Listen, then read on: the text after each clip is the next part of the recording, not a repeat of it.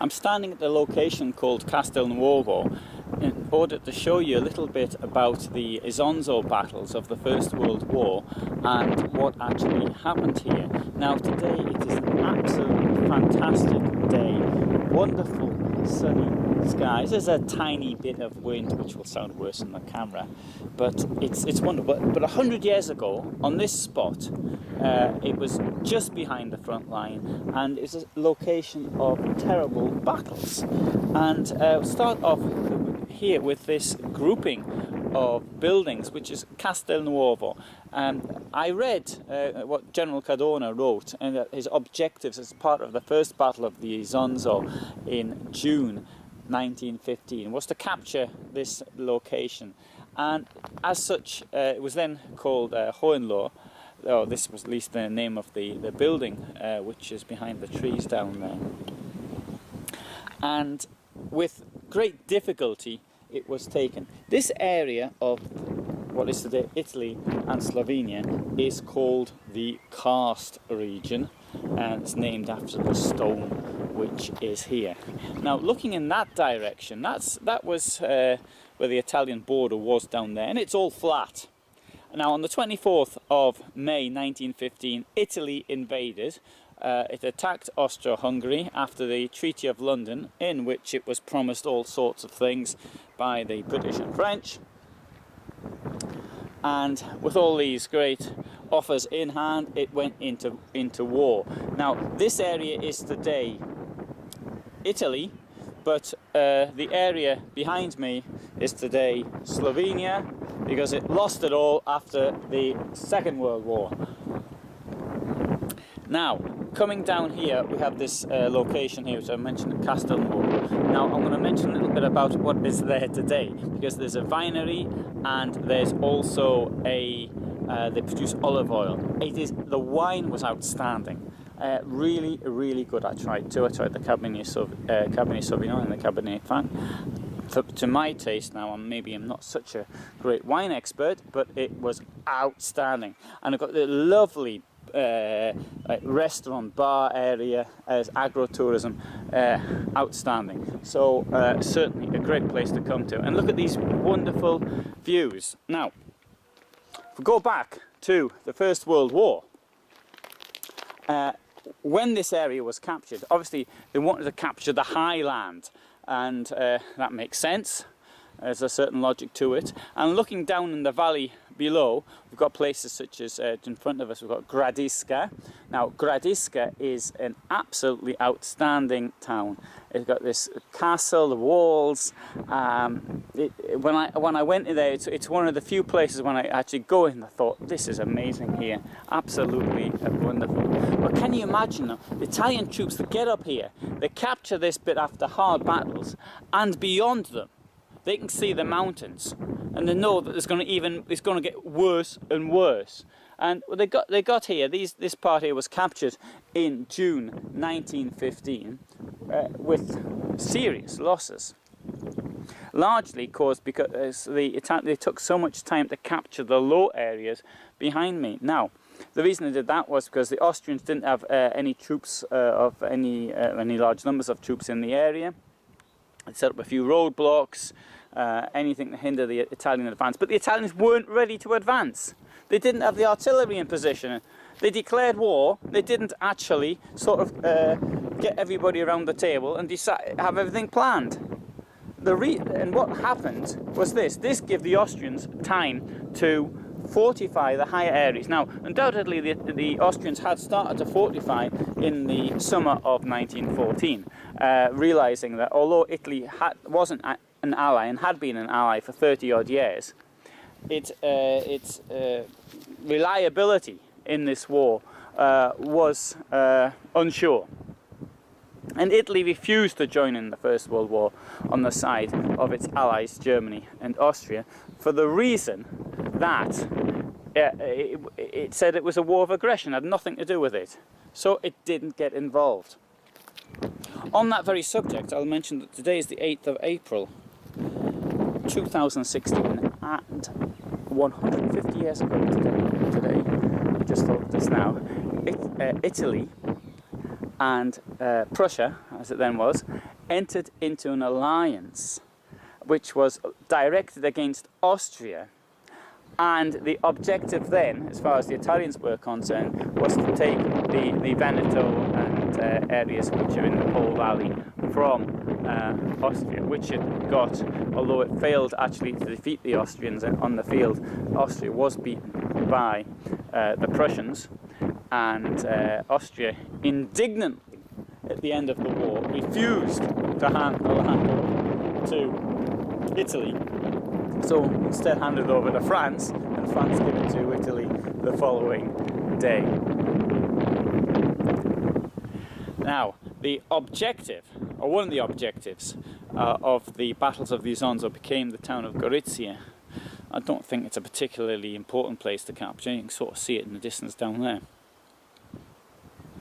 But this was the propaganda brought it out as an important objective, and well, it was eventually captured in the 6th Battle of the Isonzo on the 8th-9th of August 1916. A terrible loss of life. Now, I'm going to go back to the cast. I've left my bicycle here, and I want to continue walking up this direction.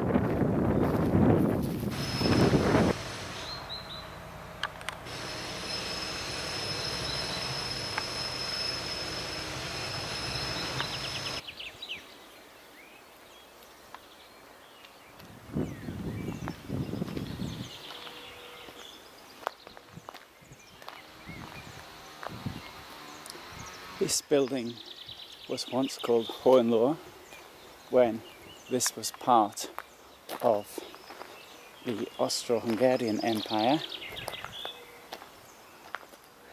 and that's the name of the villa. Let's see if there's a sign to it now. The villa dates to the 16th century. Unfortunately, it was destroyed during the First World War. Very heavy fighting here in June 1915. The statue we see in front of us was for the poet, Italian soldier Ungaretti. The gardens have been named after him. And with this wonderful piece today, well, excepting of course the work going on in amongst the olive trees, which are being cut, or pruned I should say, because not being cut down, and some work going up the top with some concrete being mixed before the tourists come here. But this wonderful piece, the birds singing, the sun, the blue sky, hard to imagine what was going on here 101 years ago. And this in fact became an Italian position only a kilometre behind the front, and the front stood from the 1st to the 6th Battle of the Isonzo only about a kilometre or so from here. And so we've got positions, trenches, which would have been very close to here.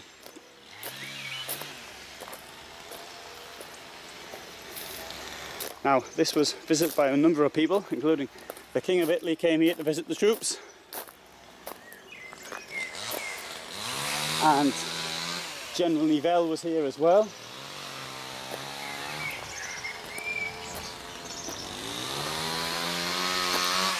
You see poetry and signs there.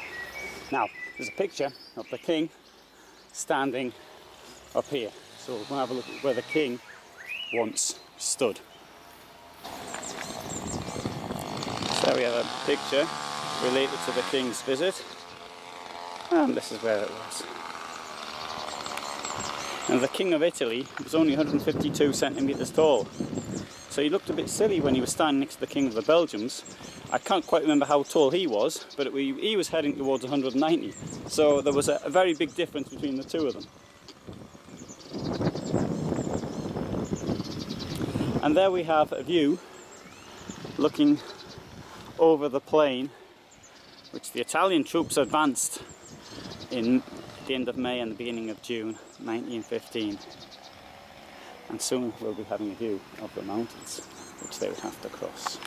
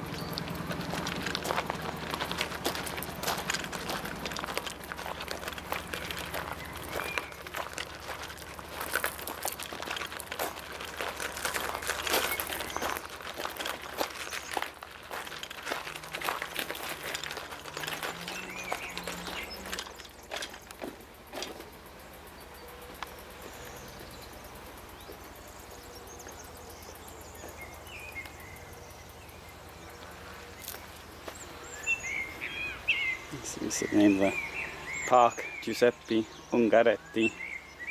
Park Ungaretti.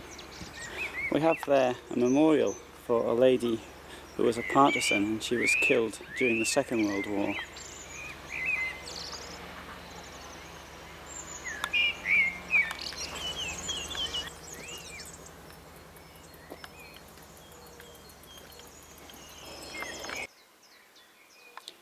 So this is the Razzi trench. Razzo is a rocket in Italian.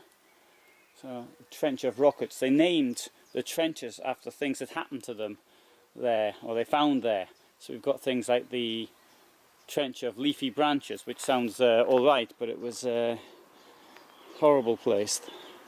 Thousands of people from both sides died there. During the war, of course, it wasn't forested. This is what happened. It's quite recent, as you can tell. The vegetation is new. It's very young. You see parts in there as well.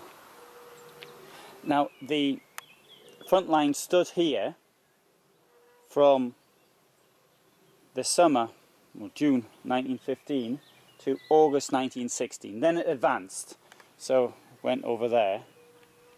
And where I'm standing now was effectively no man's land. Now the trenches were largely built by the Austrians. The reason for this was they had time to prepare the defences. They had time to prepare the defences from the summer of 1914, and after Italy entered the war, the Italians gave them plenty of time to get something together and to get troops called up.